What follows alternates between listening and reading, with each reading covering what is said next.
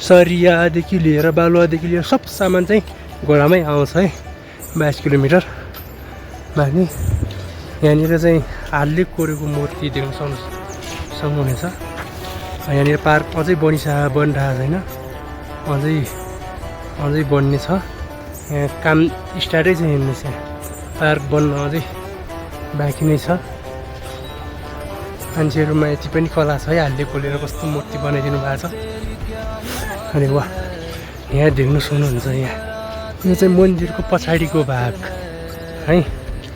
यो चाहिँ मन्दिरको पछाडिको भाग हो र यहाँ चाहिँ मन्दिर हो होइन।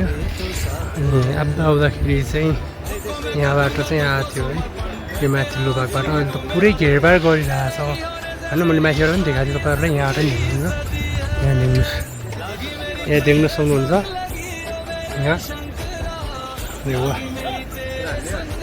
यहाँ चाहिँ पछाडिको भागमा यसमा चाहिँ आफ्नो गरेर मान्छेहरू लगाउँछन् कि एउटा उमा रानो।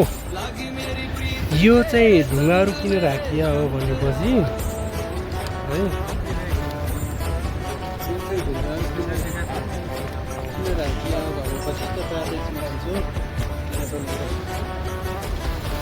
देख्न सक्नुहुन्छ। यो चाहिँ ढुङ्गाहरू किन राखिएको भने चाहिँ यहाँ मान्छेले आफैमा एउटा वर माग्छन् होइन।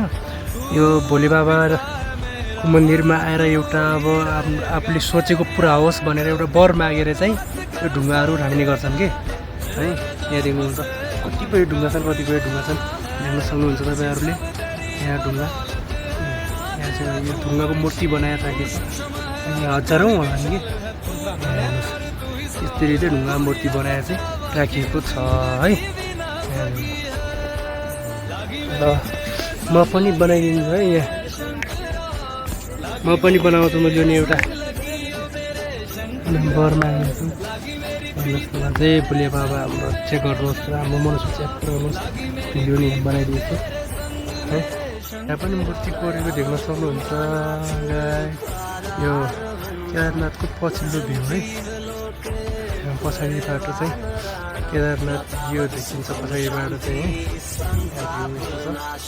अघि चाहिँ हामी माथिको डाँडामा गएको थियौँ, त्यहाँबाट चाहिँ भिडियो बनाइरहेको थियो। मन्दिरको नजिकै आइरहेको छ।